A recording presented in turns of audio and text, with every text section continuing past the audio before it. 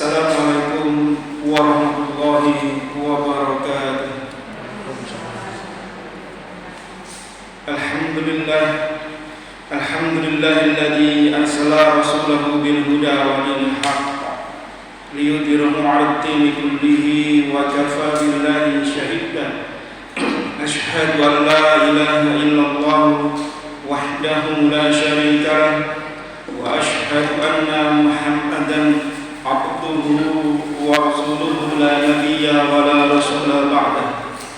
Allahumma salli wa sallim ala nabiyyina Muhammadin wa ala alihi wa sahbihi wa man tabi'ahum bi ihsanin ila yaumil qiyamah. Ya ayyuhalladzina amanu taqullaha haqqa tuqatih wa la tamutunna illa wa antum muslimun. Ya ayyuhan nasu taqu rabbakumul ladzi khalaqakum min nafsin wahidah wa khalaqa minha zawjaha wa batha minhuma rijalan katsiran wa nisaa'a wattaqullaha allazi tasaaluna bihi wal arham innallaha kana 'alaikum raqiban.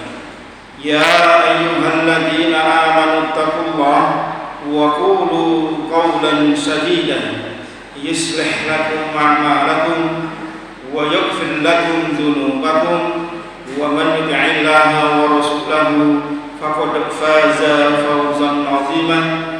Summa amma ba'du. Allahumma inna nas'aluka 'ilman nafi'an wa rizqan thayyiban wa 'amalan mutaqabbalan. Allahumma anfa'na bima 'allamtana wa 'allimna ma yanfa'una wa zidna 'ilma. Allahumma la sahla illa ma ja'altahu sahla wa anta taj'alul hasna idza syi'ta sahla. Alhamdulillah, segala puji dan syukur kita hanya untuk Allah Subhanahu wa taala atas nikmat-nikmat karunia rahmat yang Allah limpahkan kepada kita. Terkhusus nikmat-nikmat tersebut dalam nikmatnya iman, nikmatnya Islam, nikmatnya kita beragama di atas tuntunan sunnah Nabi SAW, serta nikmat di pagi hari ini Allah mudahkan langkah kaki kita untuk menuju majelis ilmu. Allah berikan kita nikmat sehat, Allah berikan kita nikmat luangnya waktu, yang semoga Allah jadikan kehadiran kita saat ini sebagai pemberat timbangan kita nanti di hari kiamat. Salam serta salawat untuk Nabi kita yang mulia Rasulullah SAW, beserta keluarga, para sahabat serta seluruh pengikutnya. Bapak Ibu sekalian kaum muslimin yang dimuliakan oleh Allah Subhanahu wa taala, kita akan melanjutkan kitab adab-adab Islamiyah. Kita masuk di adab yang baru, bab baru, yaitu adab tarbiyatul aulad wa huququhum. Adab mendidik anak dan hak-hak mereka. Bagaimana kita mendidik anak kita dan apa hak-hak anak kita, maka di bab ini dibahas oleh penulis. Bapak Ibu sekalian kaum muslimin yang dimuliakan Allah Subhanahu wa taala, anak adalah nikmat dan juga perhiasan yang Allah berikan untuk kita. Allah Subhanahu wa taala menjadikan segala sesuatu yang ada di atas permukaan bumi ini sebagai perhiasan bagi kehidupan kita di dunia. Termasuk di dalamnya apa perhiasan itu, yaitu harta benda dan juga anak-anak. Allah Subhanahu wa taala berfirman di surah Ali Imran ayat yang ke-14.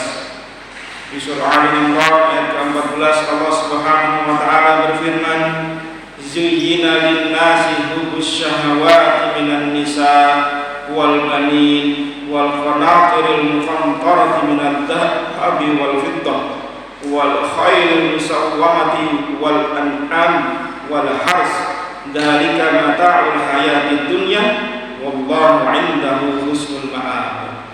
Zuyyina lin-nasi hubbus syahawat, dijadikan indah di pandangan manusia kecintaan kepada apa? Minan nisa, kepada wanita, wal banin, kepada anak-anak, wal qanatir, kepada harta al-muqantar, harta-harta benda berupa emas, kemudian perak, kuda, binatang-binatang ternak serta sawah-sawah ladang. Itu semua kata Allah Subhanahu wa taala dzalika mata'ul hayatid dunya. Semuanya adalah kesenangan untuk hidup kita di dunia. Siapa yang tidak suka dengan harta benda, emas, perak, sawah, ladang dan seterusnya, maka itu fitrah yang ditanamkan pada diri kita. Dan termasuk diantaranya adalah anak-anak kita itu nikmat serta perhiasan yang Allah anugerahkan kepada kita. Di surah Al-Kahfi ayat yang ke-46 Allah Subhanahu wa taala berfirman, "Al-malu wal banuna zinatul hayatid dunya wal baqiyatus shalihat khairu 'inda rabbika sawaban wa khairun amala." Harta dan anak-anak adalah perhiasan kembang kehidupan dunia. Allah mengingatkan kita bahwasanya harta itu serta anak-anak adalah perhiasan. Namanya perhiasan, maka tentu orang akan berbangga, orang akan senang. Tetapi kesenangan terhadap harta benda, anak-anak sebagai perhiasan dunia, jangan sampai melupakan tujuan hidup kita untuk beramal soleh, untuk beribadah kepada Allah Subhanahu wa taala. Maka Allah mengatakan wal baqiyatus shalihat khairun. Amal-amal saleh itu lebih baik di sisi Allah pahalanya. Agar manusia tidak lupa kecintaan kepada harta, kepada anak-anak terkadang membuat orang tidak mau beramal, berkurang amal ibadahnya. Maka Allah mengingatkan amal saleh yang baik lagi kekal itu lebih baik di sisi Allah Subhanahu wa taala. Selain sebagai perhiasan, Bapak Ibu sekalian yang dimuliakan oleh Allah Subhanahu wa taala, anak juga sering dijadikan oleh kita sebagai tempat untuk berbangga. Di Al-Hadid ayat yang ke-20 Allah mengingatkan kita, "I'lamu annamal hayatud dunya la'ibun wa lahwun wa zinatun wa tafakhurun bainakum wa takasurun fil amwal wal aulad." Ketahuilah bahwa sesungguhnya kehidupan dunia ini hanyalah sekedar permainan yang melelahkan dan perhiasan, bermegah-megahan di antara kalian, berbangga-bangga dengan banyaknya harta dan anak. Itu fitrahnya manusia. Maka anak itu bisa menjadi sebuah nikmat dan bisa menjadi bencana bagi kedua orang tuanya. Maka Allah jadikan anak-anak itu sebagai ujian. Allah jadikan anak-anak itu sebagai ujian. Terkadang mereka bisa menjadi musuh bagi kedua orang tuanya. Allah Subhanahu wa taala ingatkan itu di surah At-Taghabun ayat yang ke-14 dan 15. At-Taghabun 14-15 Allah taala berfirman, "Ya ayyuhalladzina amanu inna min azwajikum wa auladikum aduwwun lakum fahzaruhum." Wahai orang-orang yang beriman, sesungguhnya di antara istri-istri kalian, anak-anak kalian ada yang bisa menjadi musuh bagi kalian kelak, menuntut kita nanti di akhirat karena sebab-sebab yang nanti disebutkan tentang adab-adabnya. Mereka, istri kita, anak-anak kita, bagi kedua orang tuanya bisa menjadi musuh, menuntut kita. Maka kata Allah, fahzaruhum, berhati-hatilah kalian terhadap mereka.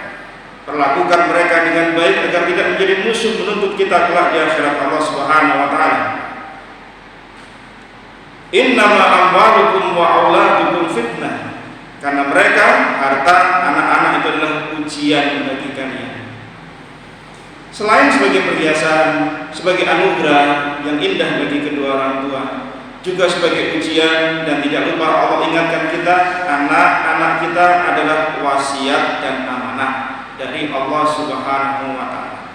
Anak-anak kita, Bapak Ibu sekalian, adalah anugerah besar untuk kedua orang tuanya. Maka mendidik mereka dengan benar sekaligus memberikan ilmu-ilmu yang berharga bagi mereka adalah tugas penting bagi kedua orang tuanya. Secara umum Allah Subhanahu wa taala mengingatkan kita tentang perkara amanah di surah Al-Anfal ayat yang ke-27. Allah taala berfirman, "Ya ayyuhalladzina amanu la takhunu Allaha war rasul wa takhunu amanatikum wa antum ta'lamun. Wahai orang-orang yang beriman, janganlah kalian mengkhianati Allah dan Rasul-Nya, dan jangan kalian pula mengkhianati amanah yang dipercayakan, diembankan kepada kalian, sejak kalian mengetahuinya. Anak adalah amanah dari Allah, maka kita tidak boleh mengkhianati amanah yang telah dibebankan di pundak kita sebagai kedua orang tuanya. Allah Subhanahu wa taala mengingatkan kita pula tentang amanah ini di surah Al-Ahzab ayat yang ke-72. Saking besarnya amanah sampai Allah dengan makhluk-makhluk yang besar tidak mampu menahan amanah ini. Allah ingatkan itu di Al-Ahzab ayat 72 ketika Allah Ta'ala berfirman, inna aradnal amanata ala samawati wal ardi wal jibal. Sesungguhnya kami, yaitu Allah Subhanahu wa taala, telah menyampaikan, memberikan tawaran amanah kepada langit, kepada bumi, kepada gunung-gunung, makhluk Allah yang besar. Langit, gunung, bumi ditawarkan sama Allah, ini ada amanah, kalian tanggung amanah ini. Apa kata Allah Subhanahu wa taala? Fa abaina ayyahmilnaha wa asfaqna minha. Langit, bumi, gunung, mereka enggan semua memikul amanah dari Allah Subhanahu wa taala. Karena apa? Mereka khawatir nanti mengkhianati amanah tersebut. Makhluk Allah yang besar, langit, bumi dengan 7 lapisnya, gunung-gunung tidak mampu menahan amanah yang Allah tawarkan karena khawatir mereka nanti mengkhianati amanah tersebut. Tetapi apa kata Allah di akhir ayat? Wa hamalahal insan. Tetapi ternyata amanah itu dipikul oleh kita manusia. Yang langit, bumi, gunung tidak mampu memikul amanah, kita manusia ini mampu memikul amanah ini. Apa kata Allah tentang kita manusia? Innahu kana zaluman jahulan. Kita ini dolim lagi bodoh. Kita ini makhluk yang dolim lagi bodoh, mampu menanggung amanah dari Allah Subhanahu wa taala, termasuk menanggung amanah anak-anak. Maka kata Imam Ibnu Katsir rahimahullah taala, barang siapa yang menyanggupi memegang amanah tadi, sementara langit, bumi, gunung tidak mampu menahannya, maka dia akan diberi balasan pahala surga oleh Allah ketika dia mampu memikul amanah tersebut. Tapi begitu dia mengkhianati amanah, maka Allah akan memberikan azab karena dia memikulnya dengan kezaliman dan kebodohannya. Bapak Ibu sekalian yang dirahmati oleh Allah Subhanahu wa taala, anak-anak adalah amanah yang begitu penting yang Allah perintahkan kita untuk senantiasa memberikan perhatian dan menjaga mereka.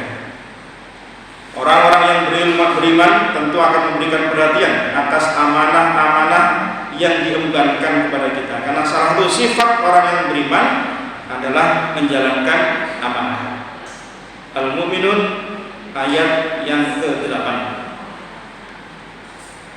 Al-Mu'minun ayat 8, Allah Subhanahu wa taala mensifati orang-orang yang beriman, walladzina hum li amanatihim wa 'ahdihim ra'un. Dan orang-orang yang mereka jika diberi amanah, janji mereka menjaganya. Jadi salah satu sifat orang beriman menjaga amanah, menepati janji, itu sifatnya orang-orang yang beriman. Karena anak-anak ini amanah dari Allah, maka perintahnya apa?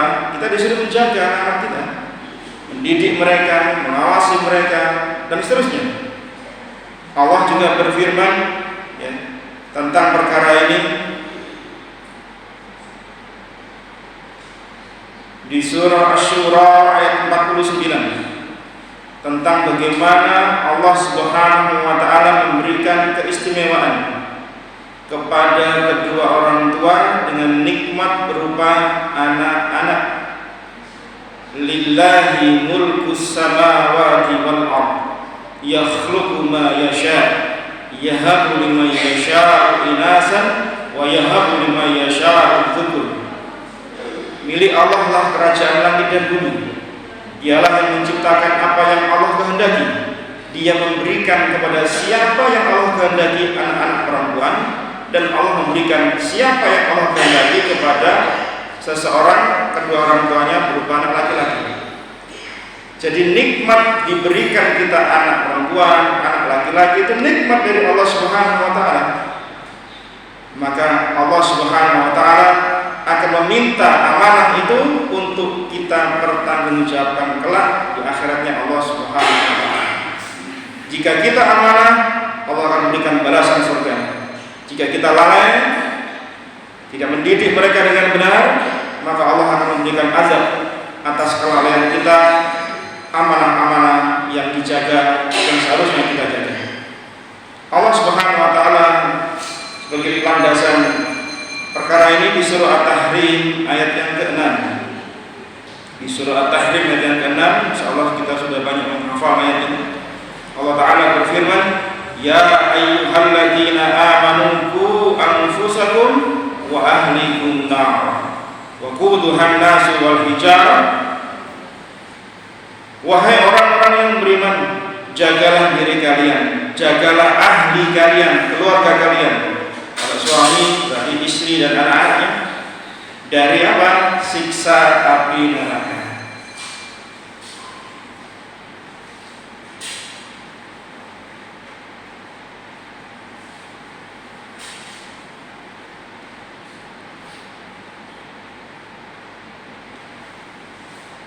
Dari siksa api neraka yang bahan bakarnya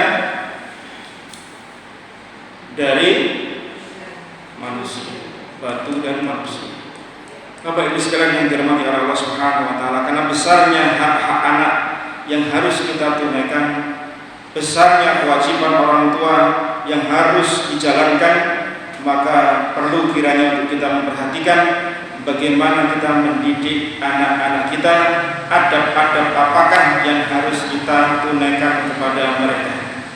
Sampai-sampai dikatakan oleh Ali bin Abi Thalib ketika menafsirkan surah At-Tahrim tadi di ayat yang ke-6, "Addibu wa'allimuhum." Kata Ali bin Abi Thalib, maknanya adalah ku anfusakum wa ahlikum nar, adalah ajarkan pada mereka adab-adab Islam dan ilmu-ilmu syariat.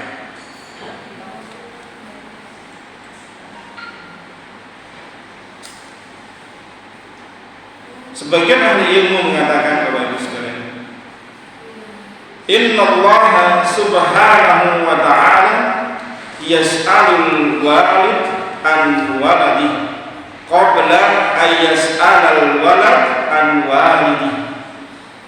Sebagian ahli ilmu mengatakan, sesungguhnya Allah Subhanahu wa ta'ala akan terlebih dahulu bertanya kepada orang tua nanti di hari kiamat tentang anak-anaknya. Jadi nanti di akhirat yang lebih dulu ditanya itu bukan anaknya, tapi bapak ibunya dulu. Apa yang sudah dia ajarkan kepada anak-anaknya, apa yang sudah dia lakukan terhadap anak-anaknya sebelum anak-anak ditanya tentang sikapnya kepada kedua orang tuanya. Kita sebagai orang tua dahulu juga anak-anak dari orang tua kita. Maka orang tua kita ditanya dahulu tentang apa yang dilakukan kepada kita sebelum kita ditanya apa yang sudah engkau persembahkan kepada kedua orang tuamu. Kondisi ini pun akan terus berlangsung kepada anak-anak kita. Sebelum anak-anak kita ditanya sikap apa yang harus dipertanggungjawabkan kepada orang tuanya, maka kita sebagai orang tua ditanya dulu sama Allah, apa yang sudah engkau lakukan. Fakama anna lil walid haqqan fa inna lil waladi haqqan. Karena sebagaimana orang tua memiliki hak, anak pun juga memiliki hak. Sampai Ibnu Umar radhiyallahu anhu mengatakan, "Addibi ibnak, didiklah anakmu, fa innaka mas'ulun anhu." Karena sesungguhnya engkau akan diminta pertanggungjawaban tentang anak.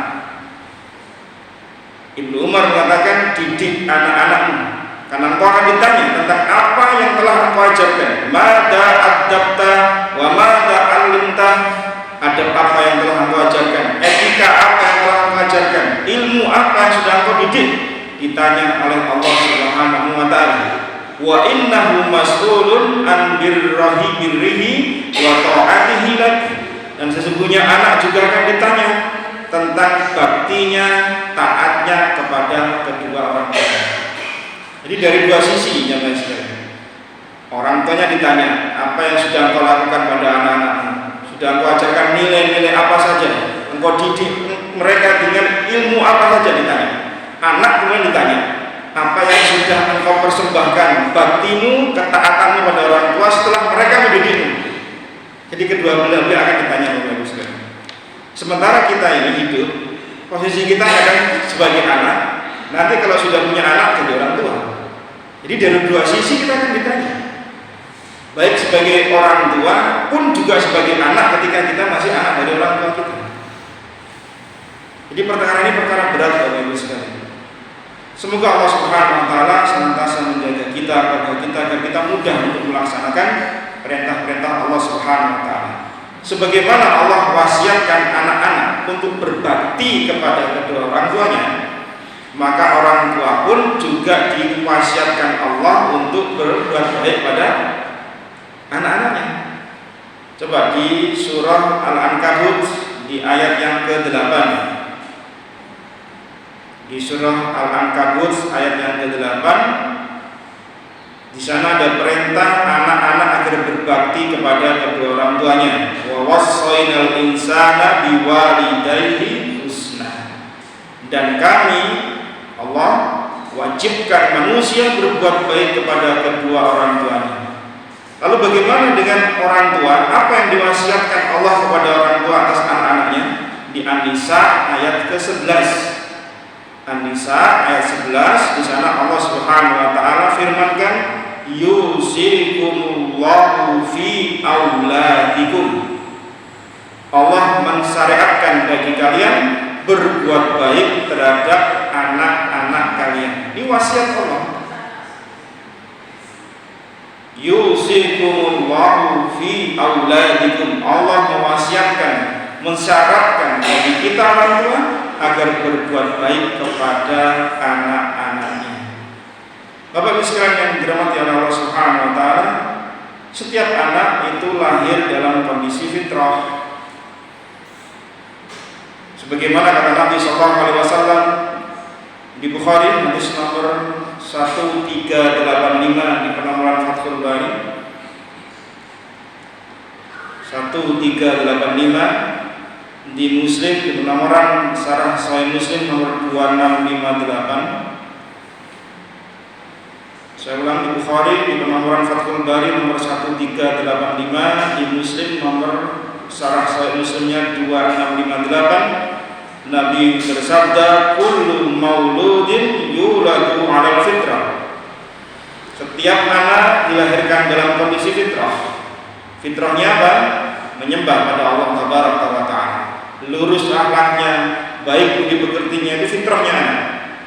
Barulah kemudian fa'abahu yuhawidanihi au yunassiranihi au yumajisanihi. Barulah kedua orang tua yang menjadikan mereka menjadi Yahud, Nasara atau Majusi. Nabi gambarkan seperti binatang. Binatang itu kalau melahirkan itu tanpa cacat. Maka kata Nabi, apakah engkau melihat hal tuhissuna fiha min jada'an? Apakah engkau melihat ada cacat? Lahir seperti itulah kita, anak-anak kita, Bapak Ibu sekalian. Lahirnya fitrah. Baru orang tuanya lah yang menyebabkan anak mungkin suka berdusta, anak suka penyimpangan-penyimpangan akhlak yang lain. Maka orang tuanya lah yang berperan dalam memoles anak-anaknya ketika mereka tidak di atas fitrah yang lurus. Bapak Ibu sekalian yang dirahmati Allah Subhanahu wa taala, ini mukadimah dari pembahasan hak-hak anak, adab-adab mendidik anak dan hak-hak mereka. Lalu adab apa yang harus kita persembahkan untuk anak-anak kita? Maka yang pertama, penulis memberikan judul di poin pertama, memilih istri yang baik atau memilih istri yang salihah. Bapak Ibu sekalian yang dirahmati Allah Subhanahu wa taala, sesungguhnya di antara pilar-pilar pondasi awal pendidikan anak-anak kita adalah istri yang salihah. Pilar pertama, pondasi pertama, azas pertama mendidik anak-anak menjadi yang baik itu karena orang tuanya saleh. Dalam hal ini memilih istri yang salihah. Seorang ulama Abdul Hamid bin Badis rahimahullah ta'ala, seorang ulama besar Aljazair, beliau mengatakan al-baitu huwal madrasatul ula wal masna'ul asli. Rumah itu sekolah pertama yang membentuk anak sebagai karakter. Jadi rumah itu sekolah pertama bagi anak-anak sebelum mereka masuk ke PAUD, masuk ke TK, masuk ke sekolah dasar dan seterusnya. Rumah pondasi pertama mendidik mereka. Dan kesolehan ibunya adalah faktor yang paling dominan dalam menjaga agama dan akhlak anak-anaknya. Maka wajib bagi seorang ayah atau calon ayah bersungguh-sungguh untuk mencari istri yang terkenal dengan keistiqomahannya, kesolehannya, ketakwaannya. Karena seorang istri yang demikian akan menolong kita jamaah sekalian untuk mendidik anak-anak kita. Ketika suaminya bekerja di luar, mereka bersama dengan istri kita, dengan ibunya, maka mereka lah yang mendidik anak-anak kita.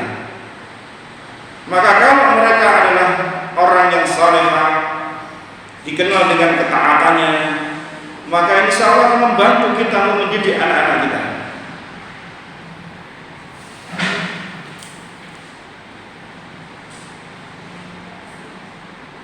Seandainya pun istri yang tidak salehah tidak mampu mendidik anak-anak kita, paling tidak memberikan dampak positif, dampak negatif pada anak-anak kita. Kalau tidak terkenal dengan keilmuannya, ya, kesolehannya yang lurus, mungkin ada sedikit bengkok-bengkoknya, ya, maka yang seperti ini, ya, paling tidak kita akan mereduksi pengaruh buruk dari luar. Maka sampai dikatakan oleh seorang ulama yang terkenal dengan nama Al-Khwarizmi. Al-Khwarizmi itu penemu bilangan angka 0. Dikenal di kalangan para ilmuwan itu sebagai Bapak Al-Jamal. Hidup di tahun ke-780 Hijriah. Al-Khwarizmi termasuk ulama, ya, ahli matematika kaum muslimin. Ketika ditanya tentang rumus mencari calon istri, ini sekedar hikmah, ya. Beliau menggunakan bilangan angka itu untuk menentukan kadar kebaikan seorang istri. Berdasarkan hadis Nabi Shallallahu Alaihi Wasallam di Bukhari, hadis nomor 5090, di Muslim nomor hadis 1466, di Bukhari nomor 5090, di Muslim nomor 1466, semua di penomoran sarahnya. Nabi Shallallahu Alaihi Wasallam bersabda, "Tungkahul mar'atu li arba'." Perempuan itu dinikahi kan karena 4 perkara. Tidak akan lepas dari 4 perkara ini. Kalau tidak lima liha, kalau bukan karena hartanya, wali hasabiha, kalau enggak karena nasabnya, kalau enggak karena wajamaliha, karena cantiknya. Yang terakhir, waladiniha, karena agamanya. Wanita itu dinikahi karena 4 faktor ini. Kalau bukan karena hartanya, karena nasabnya, keturunannya orang baik, karena cantiknya, dan karena agamanya. Tapi yang sering terjadi itu kayaknya nomor pinten. Iya, yang nomor lainnya itu nomor sekian gitu. Maka Al-Khwarizmi mengatakan agama itu angkanya 1, sedangkan yang lain nilainya 0. Maka jika seorang wanita itu salehah, lurus agamanya, istiqomah, maka dikasih nilai 1. Karena agama dinilai 1. Kemudian kalau dia cantik, tambah 0 di belakang angka 1. Dia soleha, cantik. Kemudian dia soleha, cantik, juga punya harta, tambah 0 di belakang 1. Ternyata dia nasabnya baik, tambah 0 lagi di belakangnya, jadi sempurna. Tapi jika yang dijadikan patokan hanya kecantikan 0, yang dinilai adalah nasabnya 0 di depan, kemudian dinilai adalah hartanya 0, kemudian agamanya dikesampingkan nomor 1, satunya taruh belakang, maka 0 tidak ada nilainya. 0, 0, 0, 1 nggak ada nilainya. Tapi jika seorang wanita menjadikan dirinya, seorang laki-laki menjadikan parameternya adalah angka 1-nya, maka akan baiklah setelahnya. Sebagaimana hadis Nabi SAW tadi, wanita dinikahi karena 4 perkara, maka kata Nabi, fadfar bida'iddin, maka pilihlah karena pilihan agamanya. Kenapa? Taribat yadak, maka engkau tidak akan rugi. Kecantikan bisa pudar, harta bisa lenyap, nasab hanya sekedar urutan dari keturunan. Jika tidak diimbangi dengan sebuah kesolehan, maka tidak ada manfaatnya. Tapi jika dia soleh, memiliki harta, nasabnya bagus, kemudian dia rupawan yang memiliki harta, maka lengkap kesempurnaannya. Tapi ini kan jarang. Sebagaimana Khadijah binti Khuwailid radhiyallahu anha, beliau adalah orang yang sempurna sebagaimana hadis Nabi SAW tersebut. Khadijah cantik, memiliki wajah rupawan, nasabnya bagus, hartanya bagus, agamanya bagus, lengkap apa yang dimiliki oleh Khadijah binti Khuwailid radhiyallahu anha.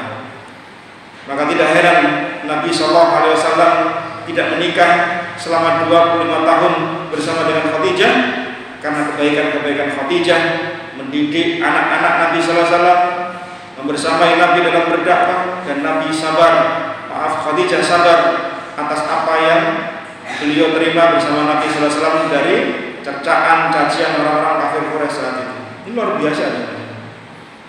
Maka tidak heran kemudian Aisyah sering cemburu kepada Khadijah, walaupun tidak pernah berjumpa dengan Khadijah radhiyallahu anha. Nabi sering menyebut-nyebut kebaikan Khadijah, yang memberikan kebaikan kepada saudara-saudara teman-temannya Khadijah. Maka sering Aisyah mengatakan Khadijah lagi. Yang namanya madu kalau cemburu ingatkan itu. Dia kan sudah tua ya Rasulullah, giginya sudah merah, maksudnya nggak punya gigi, sudah ompong. Kok sering Anda sebut-sebut itu? Kan ada orang yang lebih baik daripada dia, yaitu aku maksudnya, kata Aisyah. Maka apa kata Nabi SAW? Tidak ada yang bisa menandingi Khadijah. Di saat semua orang mendustakan aku, dia mengimani diriku, yaitu mengimani menjadi Rasul. Semua orang menahan hartanya, dia menginfakkan hartanya di tangan jalan Allah Subhanahu wa Ta'ala. Semua kebaikan di masa-masa Islam Khadijah memiliki semuanya. Maka tidak heran kepada Nabi terngiang-ngiang terus dengan kebaikan-kebaikan Khadijah radhiyallahu anha. Maka begitulah ibu-ibu sekalian, jika seorang istri soleha ya, ada tempat di hati suami yang paling baik. Bapak ibu sekalian yang dirahmati oleh Allah Subhanahu wa Ta'ala, maka hendaklah seorang ketika menikah maka dia mencari ya, calon istri, ibu bagi anak-anaknya. Lihatlah apa yang dilakukan oleh Imam Ahmad bin Hanbal rahimahullah ta'ala. Dikisahkan Imam Ahmad itu ketika ada 2 pilihan, 2 bersaudari, kakak adik.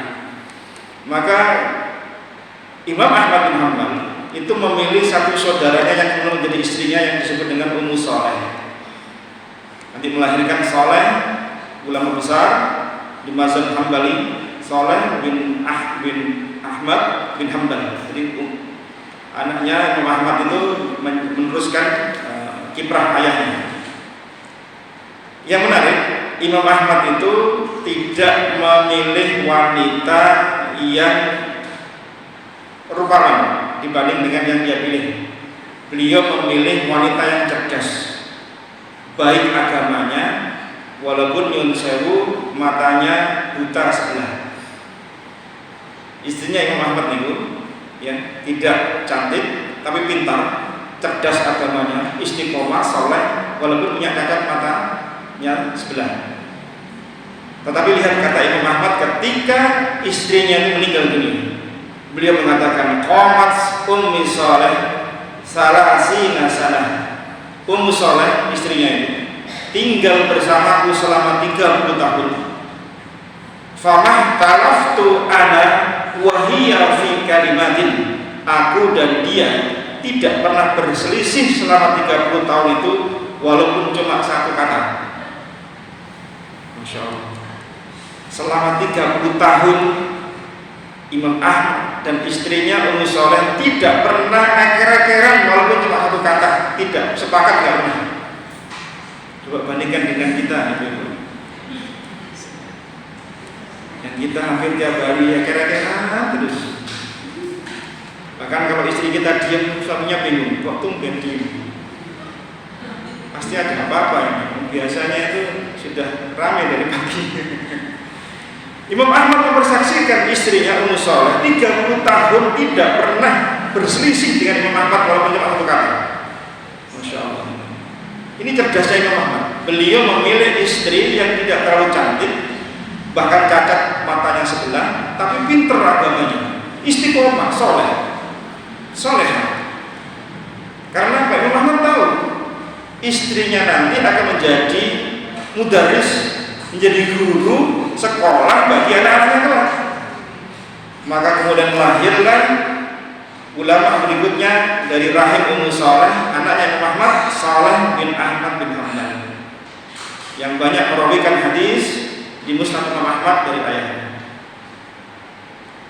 Bapak Ibu sekalian yang dirahmati Allah Subhanahu wa taala, ini yang pertama ditulis oleh penulis, yaitu adab seorang orang tua, ya, terkhusus seorang suami mencarikan ibu bagi anak-anaknya adalah istri yang salehah. Yang kedua yang ditulis oleh penulis, adab dalam mendidik dan memberikan hak-hak pada mereka adalah setiap usaha dan nafkah yang diberikan semata-mata mengharap pahala dari Allah. Setiap usaha dan nafkah dari orang tua, terkhusus seorang ayah mencari nafkah, ketika dia memberikan nafkah kepada istri, anak-anaknya, maka mengharaplah pahala itu dari Allah Subhanahu wa taala. Hendaklah seseorang memberikan nafkah itu dia berusaha, Bapak Ibu sekalian. Dia habiskan waktunya, ya untuk apa? Untuk anak dan istrinya. Lagi pula untuk apa seorang suami bekerja kalau bukan untuk anak dan istrinya? Dilakukan apa? Lurus untuk meraih pahala semata-mata di sisi Allah Subhanahu wa taala. Karena Nabi sallallahu alaihi wasallam bersabda di Bukhari hadis nomor 55, di Muslim nomor 1002, di Bukhari nomor 55, di Muslim nomor 1002. Semua kalau saya sebutkan di Bukhari Muslim, semuanya di penomorannya di sarah masing-masing Bukhari dan Muslim. Kalau panjenengan ada aplikasi Kutubus Sittah, ensiklopedia 9 hadis, insya Allah nomornya sama. Jadi ini bukan nomor asli yang saya sebutkan, berdasarkan nomor di Fathul Bari dan Sarah Sahih Muslim. Kalau di gadget panjenengan ada aplikasi 9 ensiklopedia hadis, sampulnya warnanya hijau depan itu, maka nomornya sama insya Allah. Karena lebih gampang nyarinya ya. Karena Bukhari Muslim itu ada beberapa terbitan dan nyari misalnya. Jadi terkadang nomor satu dengan nomor lainnya berbeda. Tapi kalau pakai penomorannya di Fathul Bari atau di Sarah Sahih Muslim insya Allah sama.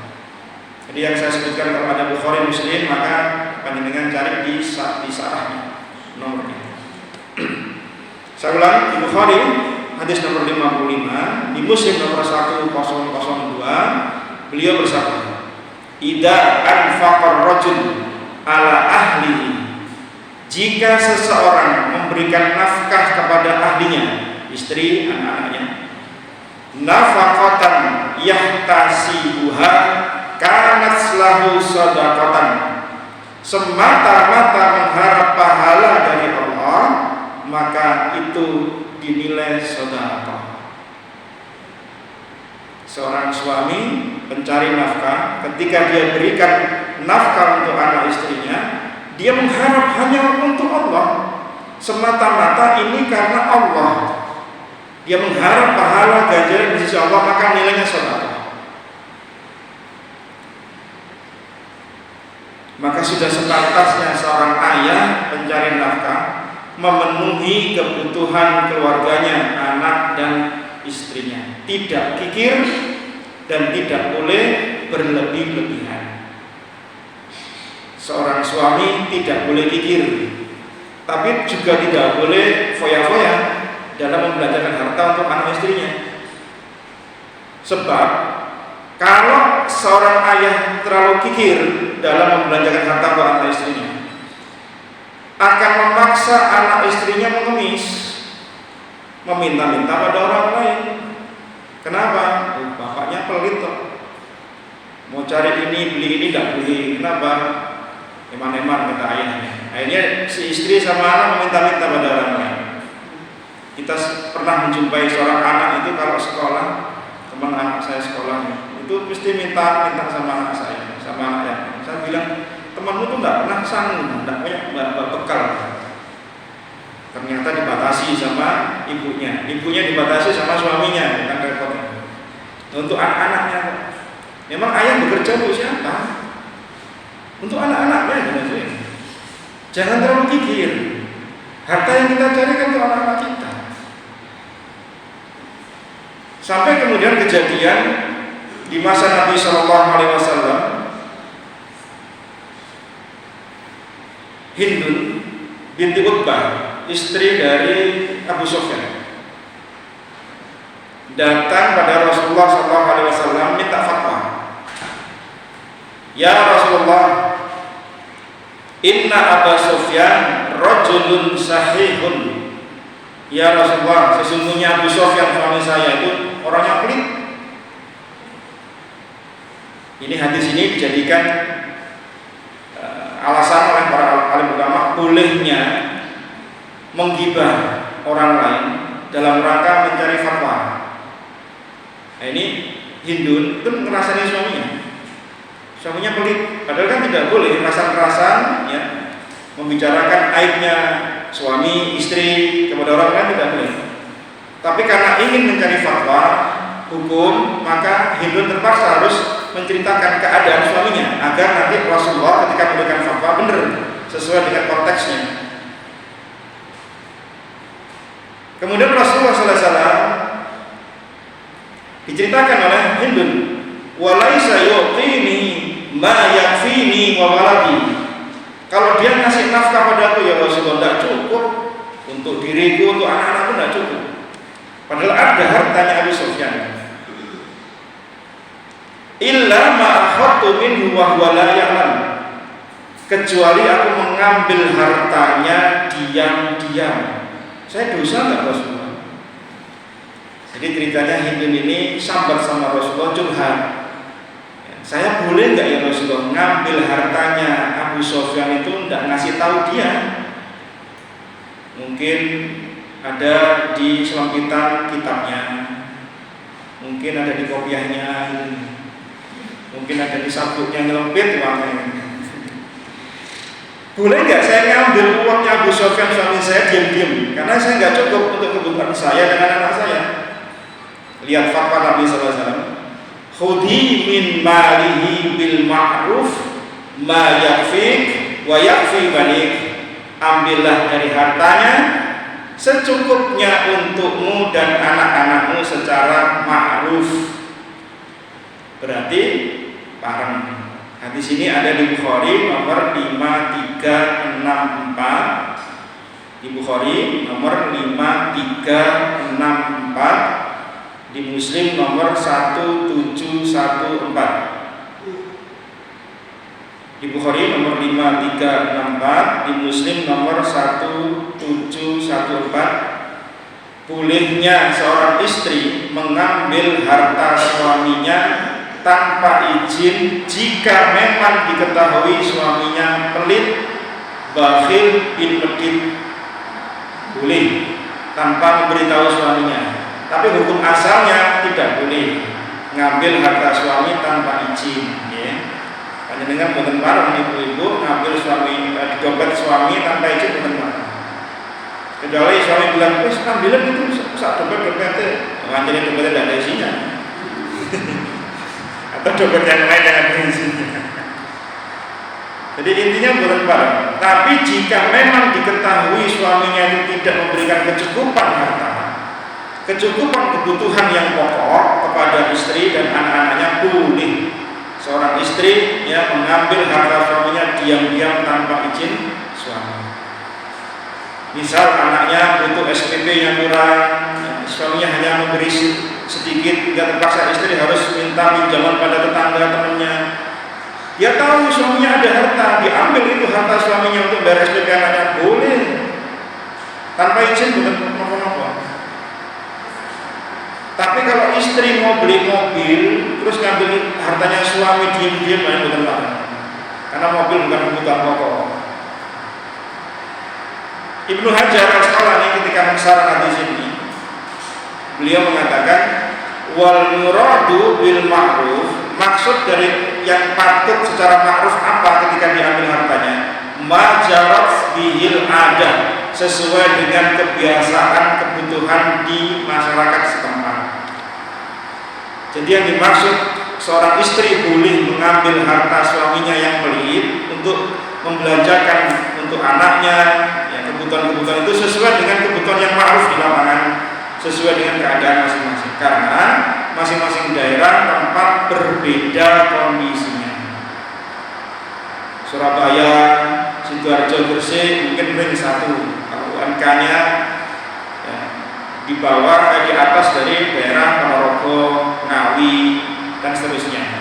Jadi tidak bisa disamakan kebutuhan hidupnya, tetapi ini sesuai dengan kebutuhan masing-masing di daerah tersebut. Tapi perlu kita ketahui Bapak Ibu sekalian, menurut Syekh Abdullah Al-Fauzan rahimahullah, sifat bakhilnya Abu Sufyan itu boleh jadi bukan tidak hanya kepada istrinya saja. Mungkin barangkali Abu Sufyan itu memiliki kebutuhan yang lain sehingga kemudian dia berikan pada orang lain. Tetapi hukum asal memberikan nafkah itu adalah sesuai dengan kebutuhan secara skala prioritas. Dan besaran memberikan nafkah ayah kepada anak istrinya dikembalikan kepada uruf adat kebiasaan setempat. Tidak ada patokan berapa besarnya, berapa juta, berapa, tidak ada nilainya. Mengikuti kebiasaan masyarakat setempat berapa biayanya masing-masing. Misal anak sekolah di SDIT beda kan bayarnya dengan sekolah di SD yang ada busnya, beda. Maka tidak bisa disamakan satu dengan yang lainnya, maka disesuaikan dengan keadaan masing-masing mengikuti uruf. Maka orang yang mampu memberikan sesuai dengan kelapangannya ketika memberikan nafkah. Orang yang disempitkan rezekinya memberikan nafkah sesuai dengan apa yang diberikan pada Allah, sekadar kecukupan yang dia miliki. Coba di surah At-Talaq ayat yang ke-7. Surah At-Talaq ayat yang ke-7, Allah Subhanahu wa taala berfirman, liyunfiq du sa'atin min sa'ati. Hendaklah orang yang mampu memberikan nafkah menurut kemampuannya. Wa man qudira 'alaihi rizquhu falyunfiq mimma atahullah. Dan orang yang disempitkan rezekinya hendaklah memberi nafkah dari harta yang diberikan Allah padanya. Jadi berapa nilainya sesuai dengan kadar satu kemampuan suami, kemudian kebutuhan yang mengikuti uruf setempat. Jadi kalau ditanya berapa nilainya, ya beda-beda. Kebutuhan hidup di Surabaya dengan Jakarta berbeda. Kehidupan kita di Surabaya dengan di Papua berbeda.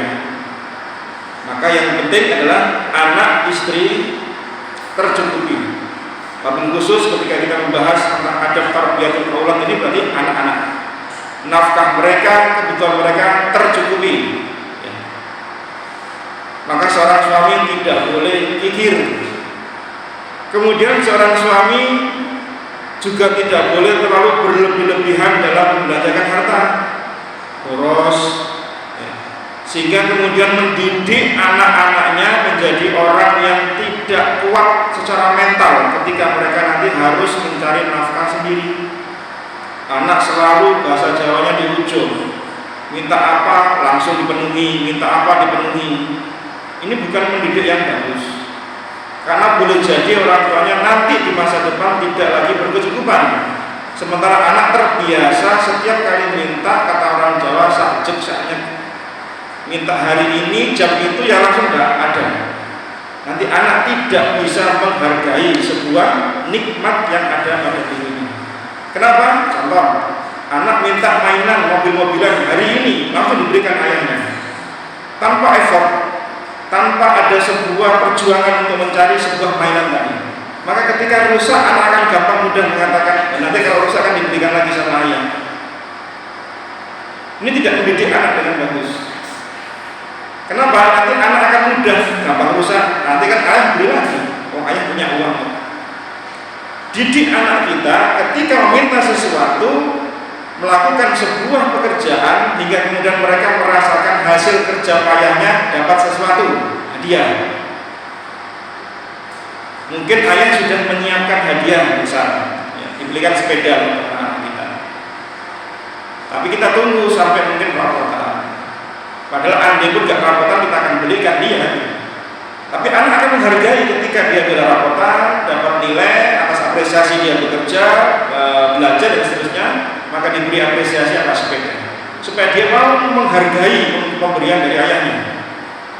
Sehingga dia merawat barang itu. Karena apa? Dia merasa saya memiliki barang itu, walaupun tidak membeli dengan hartanya. Karena anak belum memiliki harta. Tapi dengan upaya dia belajar, ya dia menjaga etika pada orang tua, ayahnya membelikan dia sepeda.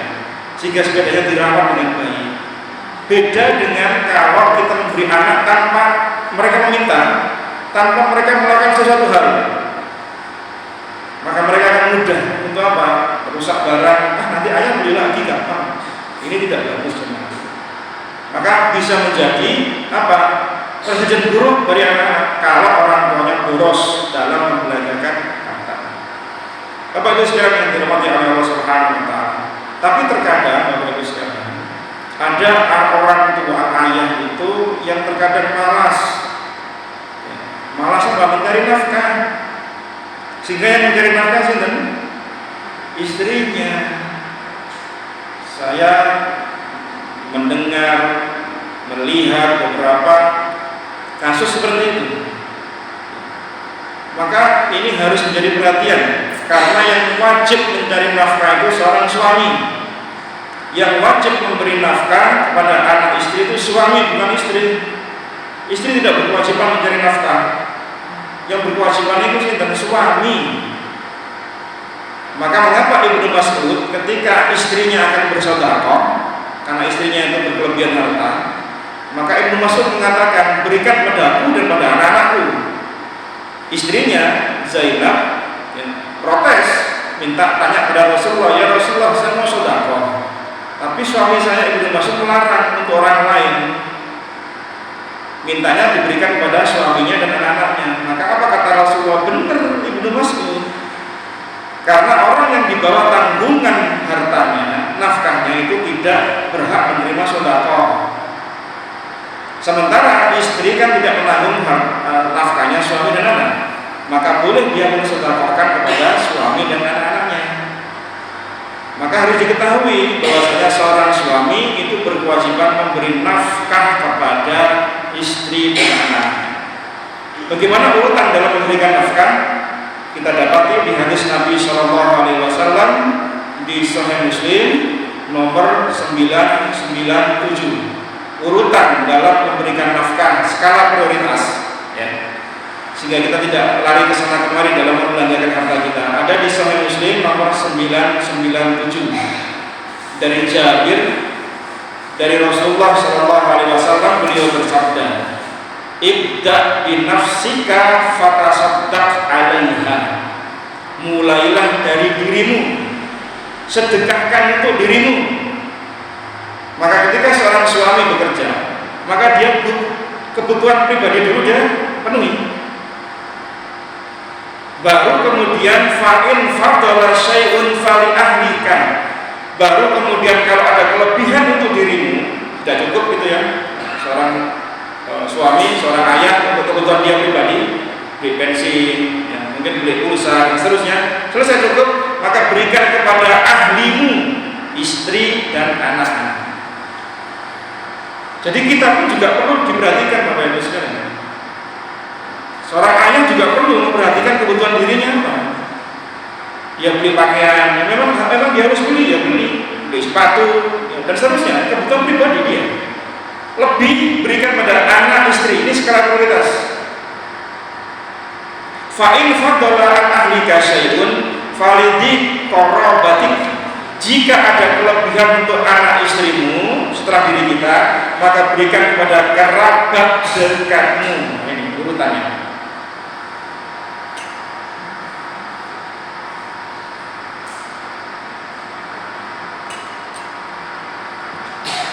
Setelah diri kita, anak istri kita, baru kemudian kerabat dekat kita, kakak, adik, ayah, ibu, paman, bibi, keponakan, itu kerabat dekat. Baru kemudian sepupu barangkali. Itu semua kerabat dekat yang wajib setelah untuk keluarga kita. Ada kelebihan lagi ya Rasulullah misalnya. Maka dikatakan Nabi urutan berikutnya, fa'in fadala anji qarabatika syai'un fahakada wahakada baina yadai wa an yaminik wa an simalik. Maka berikan untuk tujuan ini itu untuk orang yang ada di hadapanmu, di kanan kirimu, berikan. Artinya apa? Boleh setelah kecukupan diri kita, anak istri, kerabat dekat, tetangga baru. Kemudian untuk teman-teman kita barangkali, untuk fakir miskin, mungkin untuk pondok pesantren, untuk kegiatan sosial, kegiatan dakwah, monggo silakan. Urutannya demikian Bapak Ibu sekalian. Maka Imam Nawawi ketika mensyarah hadis ini di Syarah Sahih Muslim, beliau mengatakan hendaklah memulai memberi nafkah itu dari urutan yang disebutkan Nabi tadi. Dirinya, anak istrinya, kerabat dekatnya, kemudian baru untuk tujuan yang lain, tetangga kanan kiri, teman, sahabat dan seterusnya, silakan. Tapi jika bertubrukan nafkah itu untuk siapa ya? Dua-duanya berkebutuhan, tidak bisa dipilih, harus disamakan dua-duanya, maka mendahulukan siapa yang lebih dekat urutannya tadi. Karena yang wajib lebih didahulukan daripada sunnah. Maka seorang suami jika dia tidak bekerja, mohon maaf, mungkin malas dan seterusnya, di luar bukan karena uzur, maka jelas dia berdosa. Karena Nabi perintahkan apa? Kalau engkau mendapat rezeki, sedekahkan untuk dirimu. Berarti kan kita ini butuh. Sementara sebagai seorang ayah yang berkewajiban memberi nafkah, kemudian dia tidak mencari nafkah, kan berdosa dia. Di Abu Dawud nomor 1692. Abu Dawud nomor 1692 dengan sanad hasan. Nabi bersabda, kafa bil mar'i isman ayyudayyi'a man yakut. Seseorang laki-laki, suami, cukuplah dia disebut orang yang berdosa jika ia melalaikan kewajiban orang yang ia nafkahi. Jadi seorang suami kan kewajibannya nafkah untuk anak istri, kemudian dia tidak mencari nafkah, kan tidak berpenghasilan, berarti dia berdosa. Kenapa? Melalaikan orang yang di bawah tanggungannya. Anak-anaknya butuh sekolah, SPP, untuk beli seragam, untuk jajan dia abaikan, dia lalaikan, dosa. Karena tidak boleh seseorang tawakal. Memang Allah Allah itu memberi rezeki kepada siapapun makhluknya. Bahkan binatang melata saja nih, itu dijamin rezekinya sama Allah. Dan masa kita ini yang Allah berikan akal, Allah berikan indera yang lengkap, yang sempurna berjalan di atas muka bumi ini, kok kita khawatir dengan rezekinya Allah? Tapi tidak boleh dipakai alasan bahwasanya semua kan diatur sama Allah. Allah yang ngatur rezeki, Allah yang ngasih rezeki, cuman kita nggak ngapa-ngapain, salah. Ibnu Hajar mengatakan, walaisa fi dzalika tarkul asbab wal i'timadu ala ma fi aidil khalq. Namun bukan berarti seseorang itu boleh meninggalkan usaha, enggak ikhtiar, tidak berupaya, hanya bersandar pada apa yang diperoleh oleh makhluk yang lain, yaitu bintang-bintang melata. Fa inna tarkal kasbi munafil litawakkul. Maka seperti ini meninggalkan tawakal kepada Allah Subhanahu wa taala. Tawakal itu adalah dia sandarkan hatinya kepada Allah setelah dia berupaya ikhtiari urusan dunia.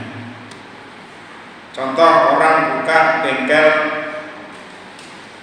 sepeda motor, tambal ban misalnya. Sudah dia upayakan bagaimana membuka bengkel ban yang profesional. Dia bekerja sesuai dengan kondisinya, ya. Kemudian dia tawakal pada Allah. Tidak boleh berharap kemudian muga-muga ana wong sing paling bledos.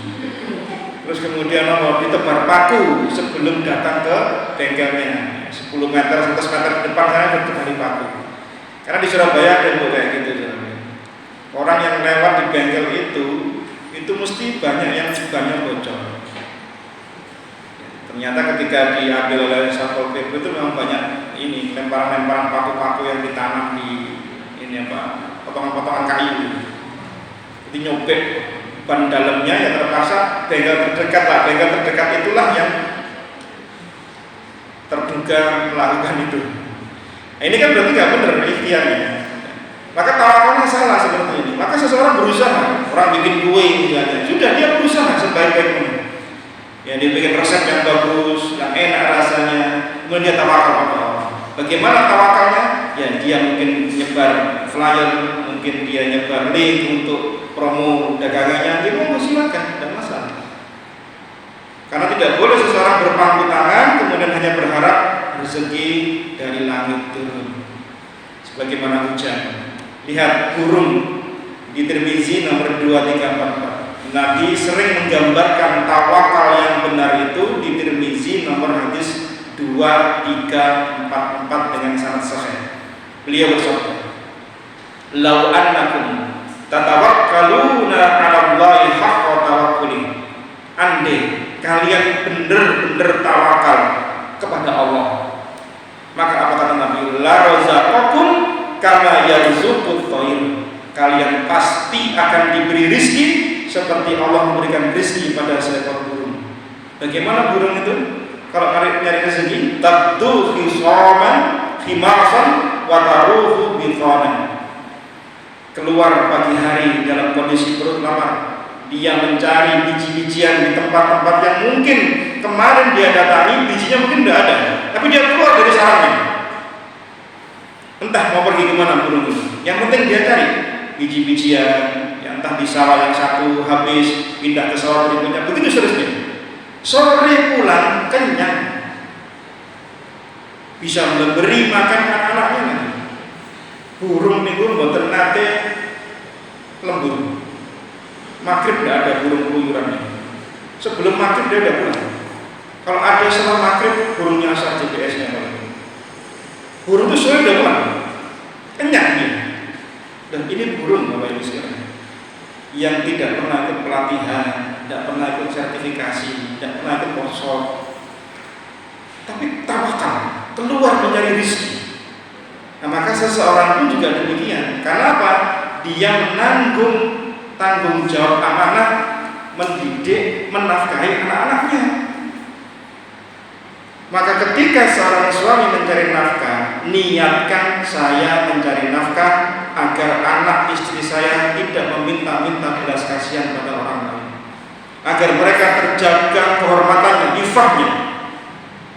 Maka seorang suami mulai dari dia mandi, mempersiapkan bekal untuk bekerja, ya, menyetar motornya, mungkin bensinnya habis dia beli, hujan kehujanan, panas kepanasan, semuanya lillahi ta'ala dinilai fi sabilillah. Dan setiap langkah yang dia langkahkan menuju tempat dia mencari kerja, nafkah, semuanya dihitung fi sabilillah. Dan hasil yang dia dapatkan diberikan pada anak istrinya, nilainya sedekah. Beda dengan seorang suami, ayah yang ketika bekerja niatnya hanya sekedar bekerja saja, karena kewajiban saya bekerja, kewajiban saya ngasih nafkah anak istri, selesai. Tidak ada niat karena Allah Subhanahu wa taala. Ini beda. Maka para ulama sering menyebutkan kaidah al-adatu tanqalibu ibadat min niyatis shalihah. Adat kebiasaan sehari-hari itu bisa bernilai ibadah di sisi Allah jika diniati yang saleh karena Allah Subhanahu wa taala. Orang bekerja mencari nafkah, semua orang melakukannya. Mau yang mukmin, mau yang kafir, mau yang taat, mau orang yang toleh, yang fajir, semua bekerja mencari nafkah. Bedanya apa? Niat.